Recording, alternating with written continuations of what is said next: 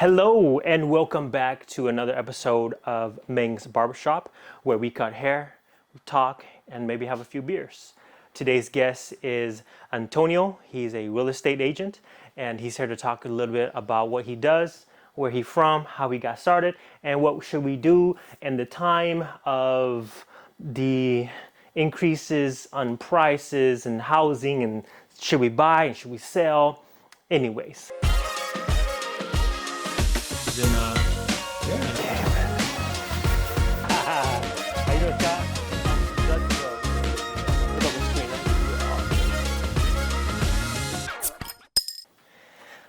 Again, thank you so much for being here. I appreciate your time. It's a little weird because it's the first time we actually met. Right. You know what I mean? Yeah. And he agreed to be in the video, so I'm stoked. How we met, saw my hair. Yeah. Pulled over in your Porsche. Thought it was a nice cut. Yeah. Had to ask you where you got that from. And then he told me it was him. So I said, well, I cut my own hair. Yeah. Let me get on that book. That's right, man. All right, so where you from? How you got into this? And you're talking about doing entrepreneurship, doing all that stuff. Yes. Okay. Please. So, man, well, where it all started was a few of my friends and I were interested in the stock market and kind of learning about that, and came across a few books, and we started reading those books, and there was a lot of information in those books kind of pertaining to what we were looking to learn. And essentially what we were trying to do was day trading, and that was kind of the first, my dip in the toe of kind of learning how to do things like outside of working a job. So, took me a while to kind of understand how all of that worked, and, now I can just look at a chart and understand like what's going on, buyers and sellers, and, supply and demand, and really like the technical analysis side of it. But it either, has a few structures that happen in the morning. Is like buyers will take the market structure up, and then certain point they'll get exhausted, and there'll be more sellers than there are buyers, and then sellers will start to take the price down. And then that will just happen over and over again. So you'll see buyer exhaustion, seller exhaustion, and that's what a trend is. That's what a chart is, is buyers aggressively pushing the price up or sellers aggressively pushing the price down. So there's really, only two ways things can go. Up or down, right? Right, up or down, yeah. Or in a straight, or, just flat line. But it's rare to see that these days. It's pretty crazy what I saw just compared to, 3 years ago, and I was getting started. Things are a lot different now. So anyhow, got a hold of that, and I don't know, I had, started with a measly little paycheck, and I turned that into a nice lump sum, and eventually I had somebody hit me up named Ralph Castaneda. Okay.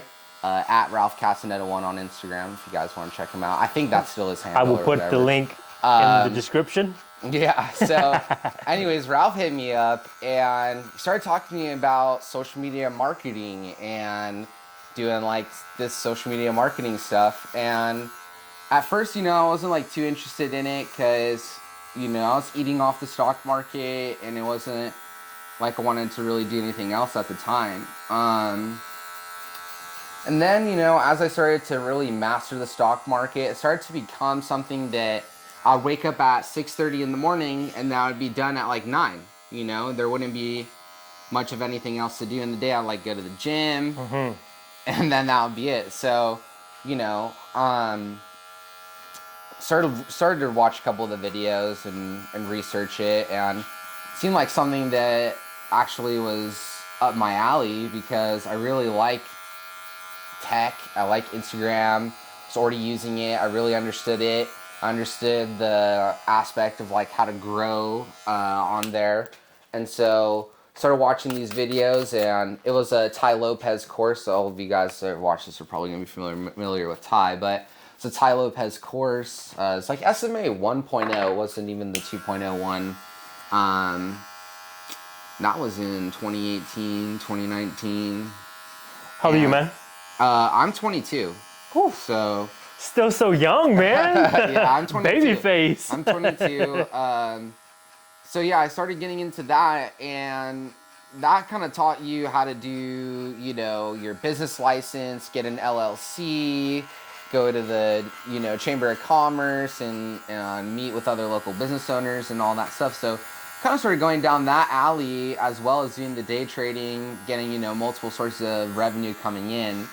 And then I was doing that, and it was pretty successful. You know, I was going to a lot of businesses and obtaining clients, but kind of noticed that I wasn't really like niche oriented, you know, and I didn't really have like a specific niche that I was targeting. So I kind of wanted to niche down. I started looking for like a good niche that I would want to be in. And so I kind of found real estate as a good niche to be in, because you know, not everybody's going to need social media, but real estate agents are going to always need photography for their houses. They're going to always need drone aerial. You know, they're going to, especially if it's, you know, a multi-million-dollar property, they're going to want high-end photography and high-end videography. And then we're getting about 4 houses a weekend that we were shooting. And it was getting to the point where real estate agents were calling me. I wasn't calling them anymore. Oh, man. You know, yeah. That's amazing. And so it grew really quickly, and you know, it was pretty insane. And then we started shooting $4 million houses, like the bigger, higher end homes. And I met a luxury real estate agent who was listing that house at the time, and I came inside and I was talking to her, and you know, we were setting up, doing everything, and she kind of turns to me and she goes, "Honey, you're doing all the work. Why don't you just become a real estate agent?" Yo, man. You know? I could never really thought about that. And so, you know, she sold me on it, that's for sure. You know, she talked to me about it while I was there, and it seemed like something that I was really wanted to do, you know, be interested in doing it, because I already understood the formula, you know, as marketing the properties and creating all of the necessary materials for the sale, you know. And so, you know, she really talked to me about it that day, and I had a heart-to-heart with her. She offered to train me and kind of get me going in the industry, and I just took a leap of faith and said, why not, you know? This really sounds like something I want to be into. And you were like 18 then? Yeah, I was like 19 or 18. And I was at like a $4.6 million house with her. It's just one of the ones that she had, you know? Yeah. So shortly after, you know, I get trained by her. I'm getting my real estate license now in California. And when I was training with her, she sold $30 million in real estate. Whoa. Yeah. And I think that's like equivalent to 1 million USD in commissions. Dang, bro. Yeah. So she, you know, she's got a lot of properties, and she's up there, you know, with those top dogs down there. She's a big dog. Yeah. So yeah, no, I was getting trained by one of the best, that's for sure. And COVID hit that area pretty hard, and so they locked it down for a while. And my mom had actually just been living up here, and so so you're from here, or your my mom? Mom just moved up here actually, Okay. pretty spontaneously. She really? kinda came up the coast, and then she just picked here. She's like, where can I go but still be in California? Right, exactly. So she's in Brookings, but basically, you know, that's basically California. Oh yeah. But yeah, no. So she moved to Brookings shortly after, and so I came up here to visit her right around when COVID started, and man, it was so different up here, you know.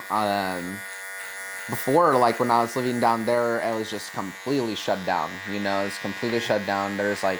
And where's down there? Like Carmel, Monterey, Santa Cruz, Monterey County is where it is. Okay. So yeah, it was definitely an interesting time down there. You couldn't go to the gym or, you know, do really anything. And so I came up here, and like the gyms were open, and it was a sight to see. So, you know, that means everything for me. You know, it's mind, body, and soul for me. You know, Exactly. I need to have the gym in my life. I need to have all that in my life. And so I started kind of working out here, and then I was only supposed to be up here for 2 weeks, and then they just extended that quarantine out, and then it's just like COVID never ended. Yeah. And then it just lasted for 2 years. And so sooner or later, I just got my Oregon real estate license up here, and I got snuggled into a little real estate office up here, and I just implemented a lot of what I learned down there up here, and it's working, right? Yeah, I've sold like 12 properties since October. My man. Yeah. You got I don't know exact numbers, but I think it's upwards of like regardless. 4 million or something. Yeah. Wow. No. What's your nationality, man? I'm Italian. Technically I'm Sicilian, Italian, and Puerto Rican. Oh man. Yeah. All the good mixes. Yeah. I want to do a DNA test and stuff. Oh, you should definitely do the 23andMe. Yeah, I don't know which one it is that's the best, but yeah, I definitely want to do one. That's one that I did actually. 23andMe, found out where my father came from because he was actually orphaned, things like that, you know. Yeah. And so found out I had like relatives in like St. Paul and things like that. So definitely. That's amazing. Yeah, try that one. Okay, 23andMe. Yep. All right. So you have any tips for people that's looking to buy in this economy right now? Like, should they buy? Should they wait? You know what I mean? That's a good question, you know, and really it depends on what kind of like buyer you are, because if you're someone who's looking towards the long term, you know, what I think is going to happen with the market is I don't think prices are going to go down. I just don't think that they're going to go up as much. You know, I think that they're still going to go up, but they're just not going to have, you know, crazy increases that we've been seeing over the last, you know, just 3 or 4 years. Prices have gone up a lot. So I think prices will begin to stabilize with interest rates going up and stuff like that. It's definitely cooled down the market from what I've seen. And it's definitely, though, prices now compared to prices from 5 years later are going to be higher, you know. 5 years later, real estate's going to cost more. There's no doubt about that. Okay. And so that's really my take on it is, you know, if it's a market that you're looking to buy into and hold, it's a great market. It's just all dependent upon what you want to do. So tell me about your car, man. How'd you pick that car? I mean, how long have you had it? I mean, like, that was like turning heads, bro, especially around here, you know? It's all right. It's a little lit. I want to get something better soon. But, I mean, yeah, it's a Porsche Panamera 4. Picked it up from Coos Bay. Negotiated the price a little bit. And, yeah, no, I'm whipping it now. I've had it for, I don't know, 4 or 5 months now. Maybe a little longer. But... yeah, no, I love it. It was everything I hoped for, you know. And the reason I bought that car was because when I was 18 and I first started doing real estate, I would drive around with this girl named Erin, and she had a Porsche. And it was a SUV, and the interior was red. Yeah. And there's videos actually of me driving that around on my Instagram. Okay. I'll find that and put it up. But yeah, no, I mean, when I drove that car, I fell in love with Porsche. I really did. And that's like the car I wanted to get. I wanted to get a Porsche. And so, you know, that was always like kind of my dream car. And so, you know, that's kind of the story behind why I have the Panamera now. It was just kind of like my entry into a Porsche vehicle. And, you know, eventually I'll trade that in and get something better. Have you gone to Port-au-Prince? No, I haven't gone to any of the breweries here. Oh, gotcha.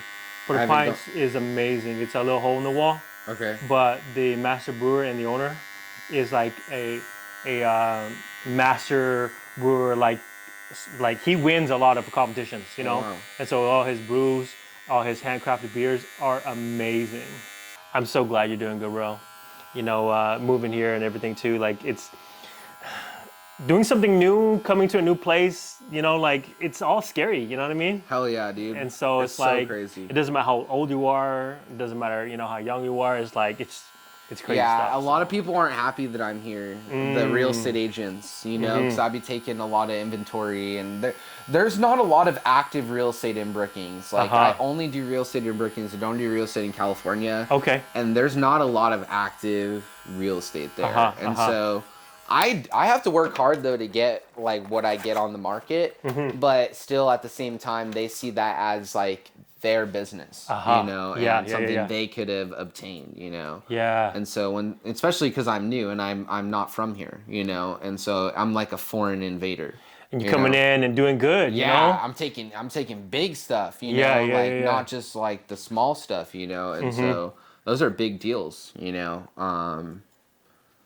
And so yeah, it's just interesting, you know. I've gotten a lot of interesting feedback.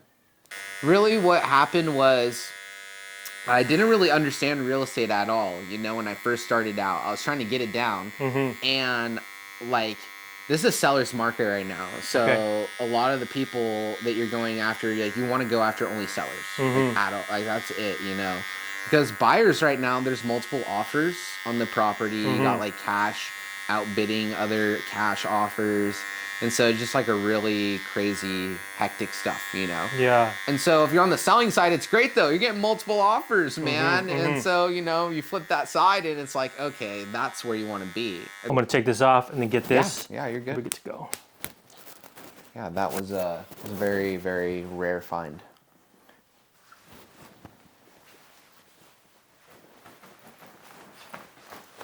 So your dad's still living down there? My dad? Yeah. Oh, I don't talk to my biological father. Oh, gotcha. Yeah. But I do have a Italian father. Oh, nice. And he taught me a lot of business and all that stuff. And, I learned a lot from him. I when I was like 17, 18, I lived with him for a short period of time, and he was an entrepreneur, had his own business, and he was very successful. And I kind of observed him, you know, watched what he was doing.